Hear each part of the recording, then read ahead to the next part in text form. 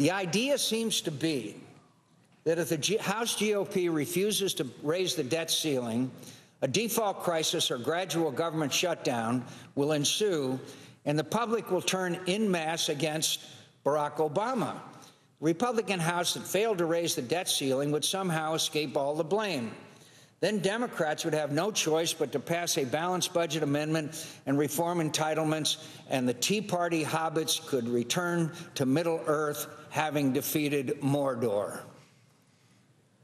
This is the kind of crack political thinking that turned Sharon Angle and Christine O'Donnell into GOP Senate nominees. Joining me now is Arizona Senator John McCain. Senator, I read the Journal editorial, and I'm against the editorial. I read the Weekly Standard today. I'm angry at them. The Tea Party didn't cause the debt crisis we have. The Democrats and Obama did. They didn't spend all this money to bring us on the brink of default, losing our credit rating. The Democrats, the president, brought us to this point. Why not attack them? Why are you attacking the Tea Party? Well, first of all, I read it was reading from a Wall Street Journal editorial, not exactly. Well, one that was attacking the Tea Party. No, it was basically attacking the idea that somehow if we shut down the government, that then Obama would get the blame and Republicans would triumph. I disagree.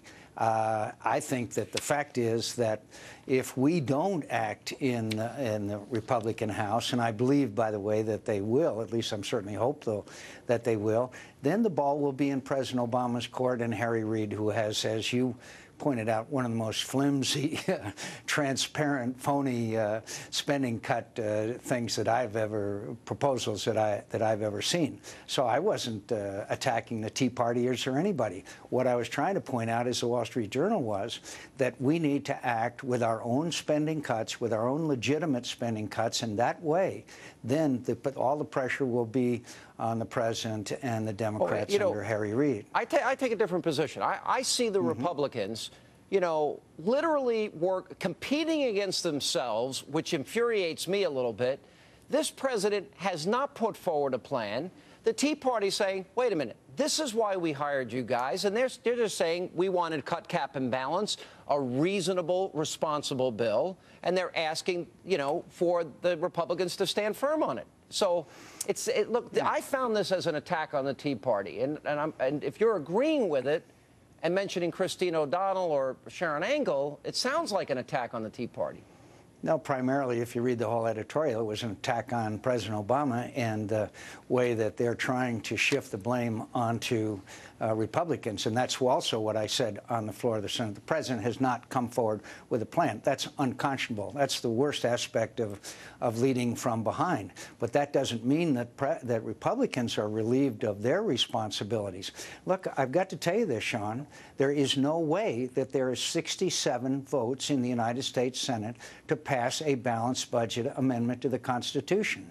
Now, I'll put my conservative fiscal record up against anyone, Tea Party, non-Tea Party, anybody's. I fought against the Bush spending proposals. I voted against my own party time after time. I'm proud of my record. That's why I was designated the taxpayer's hero. Okay, you got it. So I don't want us to see a 1995 return to. We Republicans can come up with. I'm all for the balanced budget amendment. I'd love to see it be the major issue in the 2012 Here's election. The problem. I voted for it 13 times. So I know. So look, I understand that. I don't want to shut down the government. I think Boehner has a good proposal, and I think that we ought to support it. And if the Democrats and President Obama don't want to support it, then it's their problem of shutting down the government. Wait a minute. The House Republicans voted to repeal Obamacare. They voted for the Ryan plan, which was a great start, and I think a responsible budget.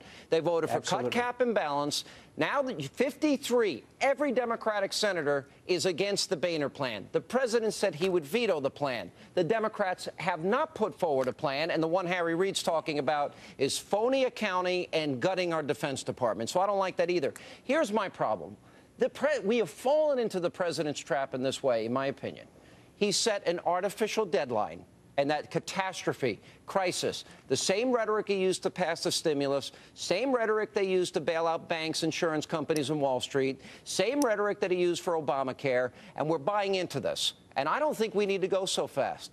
I think first we take in $200 billion a month, and I think Republicans in the House and Senate need to regroup, lock themselves in a room, support one plan, and then put it on the president's desk. And if he doesn't want it, then any default will be on his shoulders. Tell me why I'm wrong. First of all, the reason why you're wrong is because if we don't act within a few days, then anyone, including the person who was with the Treasury Department under the Bush administration, came over today, that the markets will react, that the lack of confidence throughout the world will be reflected in very severe repercussions, not to just mention downgrades. But you saw the stock market went down nearly 200 points today.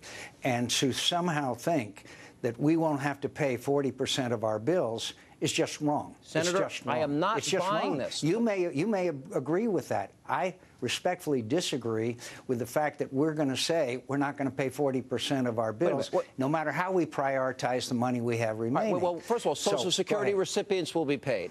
The veterans will be paid. The military will be paid. The interest on the debt will be paid. Medicare is paid. Here's my problem, though. That's not true. They're yes, not it is all true. paid. No, they're not all paid. I'd be glad to send you I'd be glad to send you the information. But then who doesn't get paid, and what government services are shut down? Sean, I saw this movie before in 1995. They're not going to pass a bill that prioritizes who gets paid. The one who will be making the decision will be the president of the United States. Okay, if he chooses. Okay? But I agree. It's not enough money. But here's, for example, I talked to Connie Mack and Rand Paul in the last 2 days.